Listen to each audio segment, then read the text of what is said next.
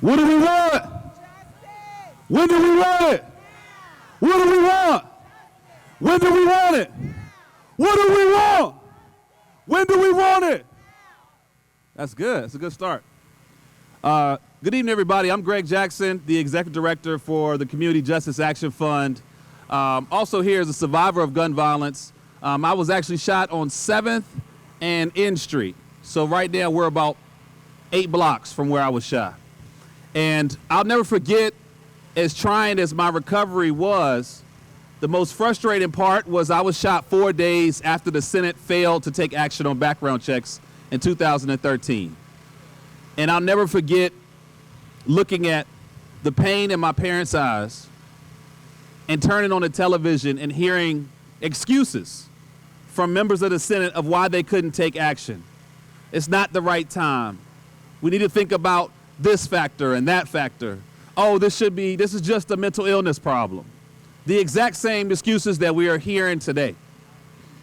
And every year, over 100,000 people are shot or injured or even killed by gun violence. So that means since that day in April, nearly 1 million people have been directly impacted by gun violence. And I was blessed enough to speak before the House Oversight and Reform Committee on Wednesday to make the case for investing in community-based solutions and fighting for change. Thank you. One, it was 6 hours long, so I wouldn't wish that on any of y'all. But secondly, what was most frustrating was watching a lot of those same excuses. We saw members of Congress, now these are people elected into office, by the way, members of Congress saying the reason we're dealing with violence and mass shootings is because of smartphones. One said it's because we're not saying the Pledge of Allegiance and we've lost our allegiance to the American people. Another one said folks are not in church enough. And we heard over and over again, this is about mental illness. There was a study that was released this week in the New York Times that talked about violence, especially in inner city communities. They found that only 4% of gun-related violence was connected to any form of mental illness, only 4%. The other thing I heard was that, there's not enough fathers. Why are there not enough fathers in the black community? Because of mass incarceration and homicide by gun violence, both of which they can do something about. And the last thing I heard over and over again, what about the gang violence? What about the gang violence?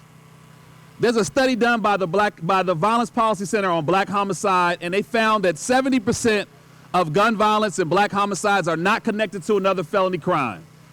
Only 11% of homicides in the black community are connected to any form of gang violence. 11%. So that means roughly 2,000 to 3,000 deaths a year. But we're looking at 45,000 deaths from gun violence every year. And so if you ask me who the most violent gang is, I think they're staying right there in this building. And that violent gang today decided not to take action in the Senate. That violent gang decided to go back home to their districts and to leave our communities vulnerable, to let the next mother cry, to let the next brother mourn, and let the next kid lose their lives.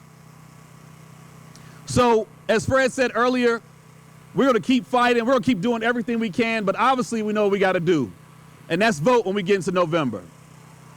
So, vote them out.